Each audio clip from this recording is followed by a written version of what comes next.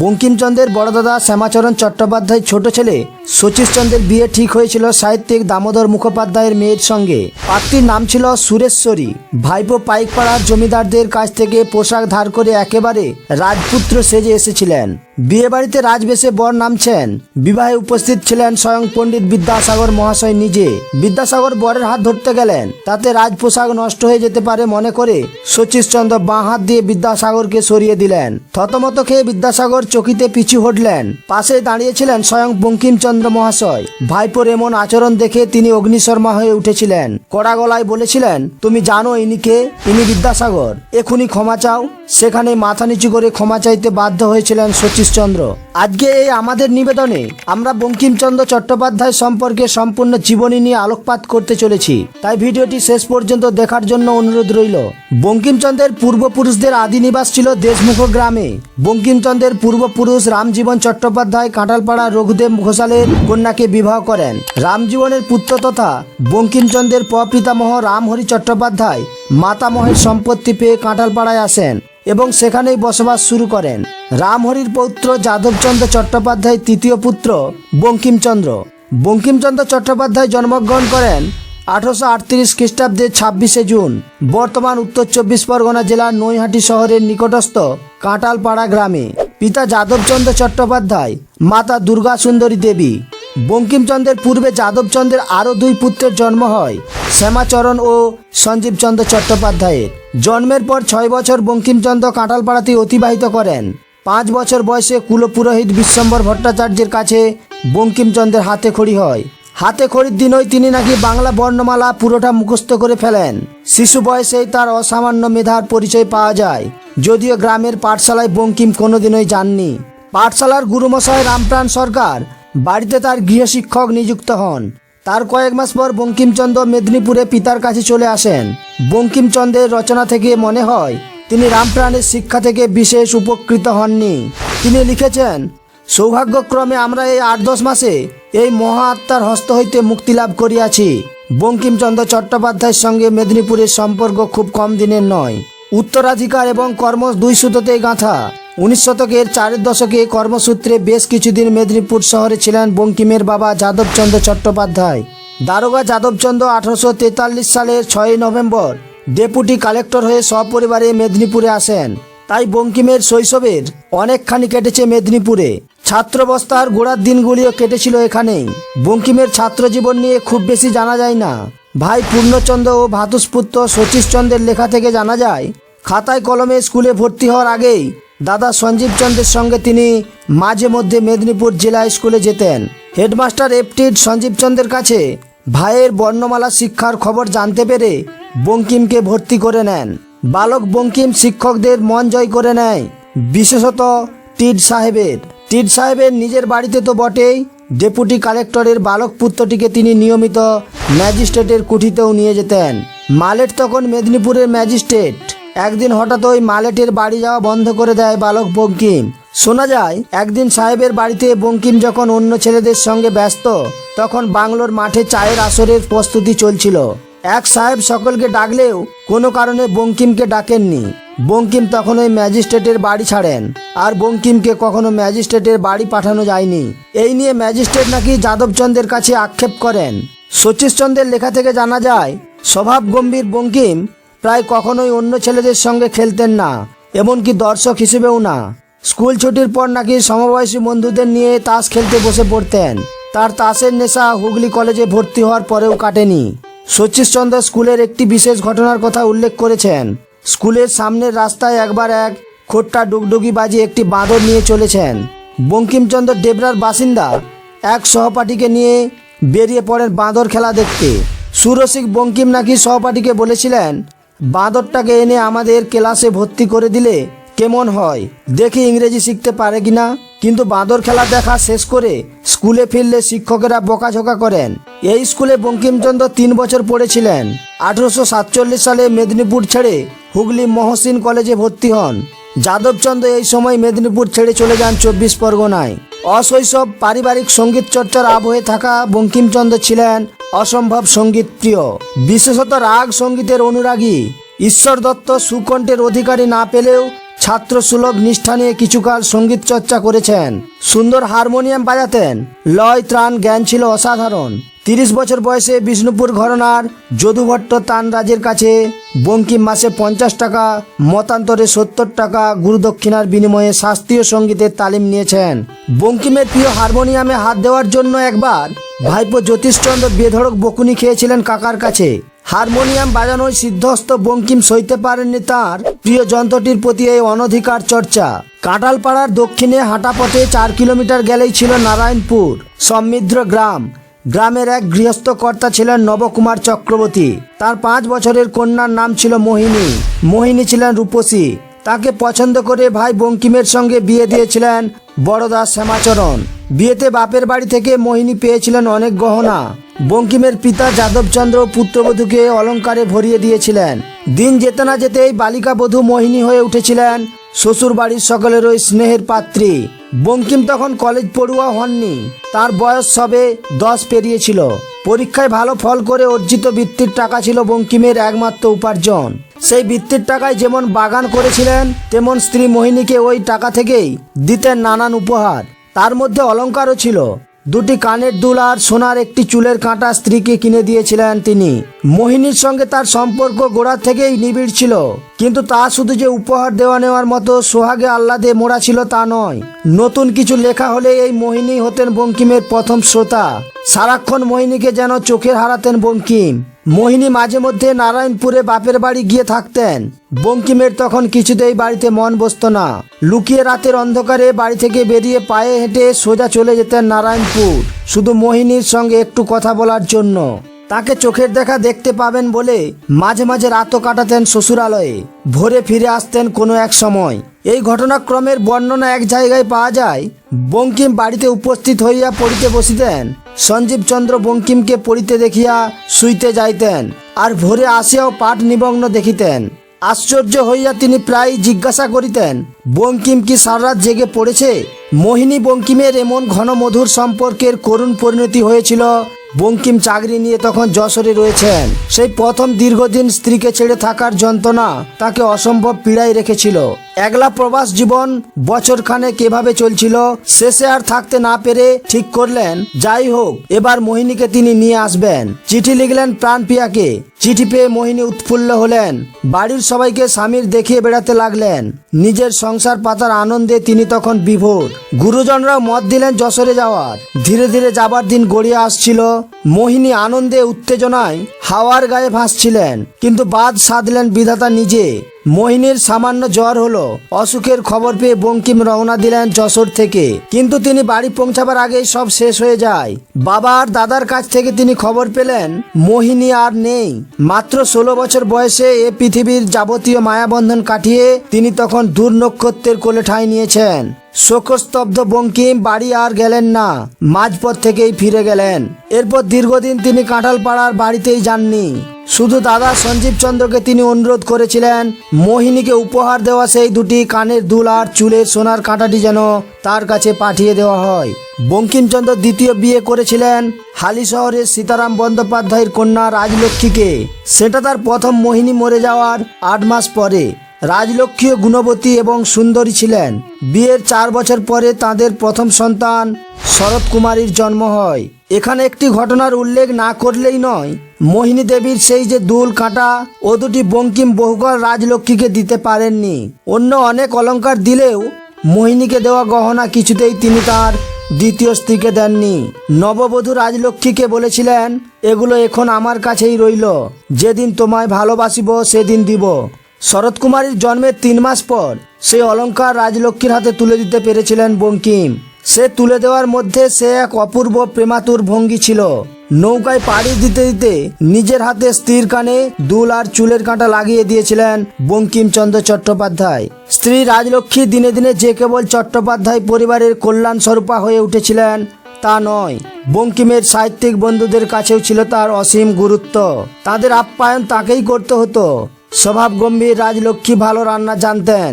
অতিথি এলে রাজলক্ষ্মীর হাতের রান্না না খাইয়ে বঙ্কিম পারতপক্ষে কাউকে ছাড়তেন না। বঙ্কিম ধীরে ধীরে রাজলক্ষ্মীর কাছে খরচপত্রের দায়িত্বও তুলে দেন। এমনকি নিজের চিঠিপত্র লেখারও যখন সময় পেতেন না, লিখে দিতেন রাজলক্ষ্মী দেবী। বঙ্কিম কেবল সই করে দিতেন। স্ত্রীর নির্দেশ মেনে রাত 9:30টার মধ্যে ঘরে ঢুকতে হতো বঙ্কিমচন্দ্রকে।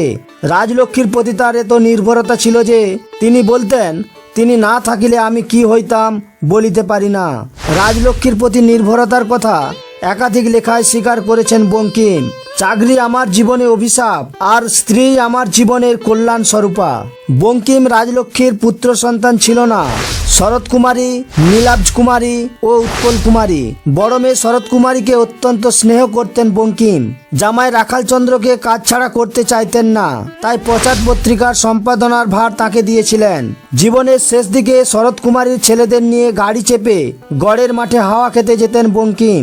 অত্যন্ত রক্ষণশীল মানসিকতার শরৎ কুমারের ছেলে শুভেন্দু সুন্দরের সঙ্গে বিয়ে হয় স্যার আশুতোষ মুখোপাধ্যায়ের মেয়ে কমলা দেবীর। বিয়ের অল্প দিন পরে শুভেন্দুর মৃত্যু হলে স্যার আশুতোষ মেয়ে কমলার পুনর্বিবাহ দিতে চান। রাজলক্ষ্মী দেবী এবং শরৎ কুমারী এতে প্রবল আপত্তি জানায় এবং এই নিয়ে স্যার আশুতোষের সঙ্গে বঙ্কিম পরিবারের তীব্র মতানৈক্য ঘটেছিল। মেজ মেয়ে নীলাব্জ কুমারীর বিয়ে হয়েছিল উত্তরপাড়ার জমিদার বাড়ির ছেলে সুরেন্দ্রনাথ মুখোপাধ্যায়ের সঙ্গে। বঙ্কিমের ছোট মেয়ে অত্যন্ত আদুরে উৎপল কুমারী, ডাক নাম পলা।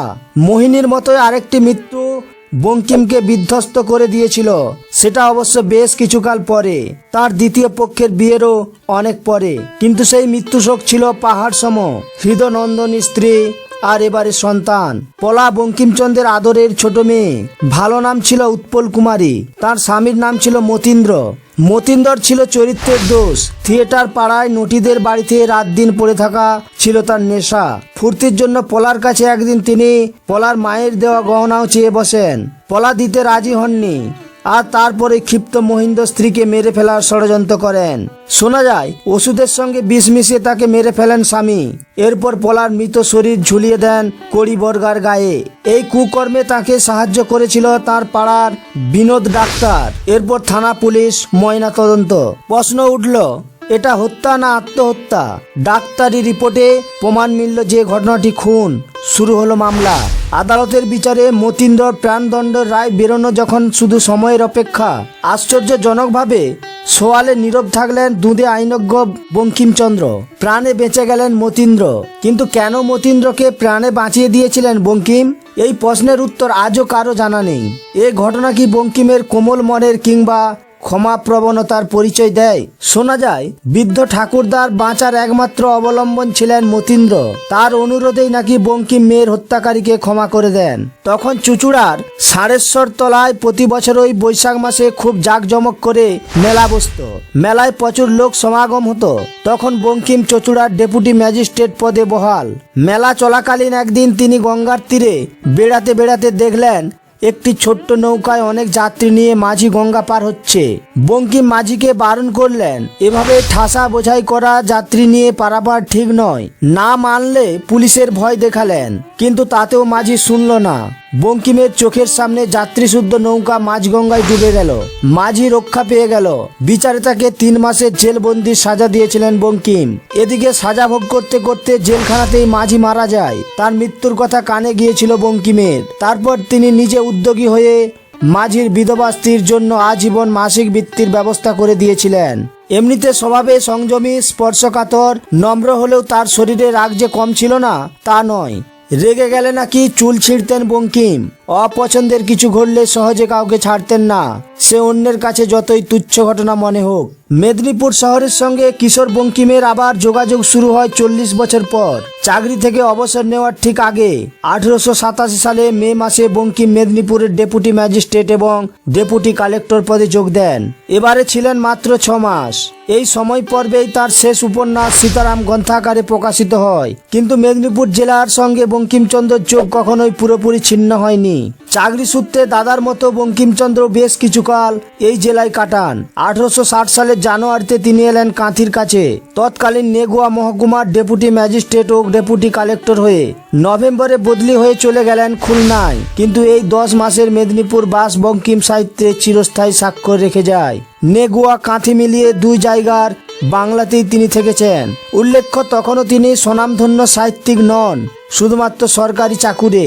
যদিও তার বাবা প্রশাসক হিসেবে এই এলাকায় জনপ্রিয় ছিলেন, যাদবচন্দ্র মেদিনীপুরের ডেপুটি কালেক্টর হিসেবে একাধিকবার নেগুয়া কাঁথিতে আসেন।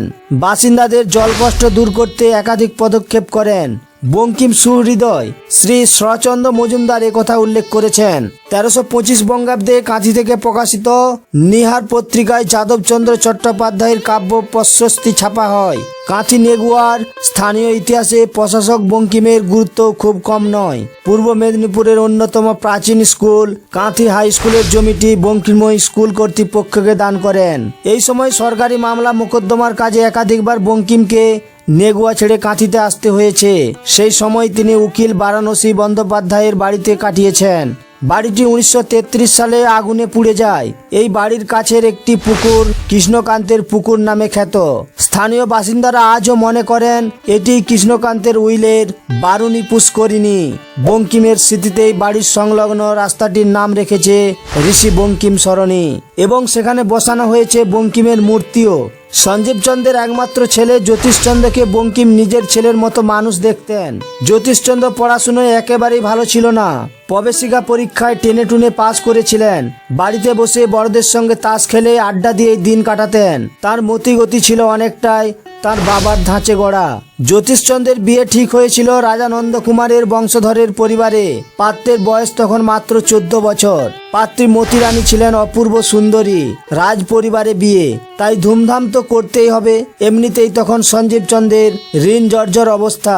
তা সত্ত্বেও ছেলের বিয়ে দিতে আরো ঋণ নিয়েছিলেন সঞ্জীবচন্দ্র। এলাহি আয়োজন হয়েছিল।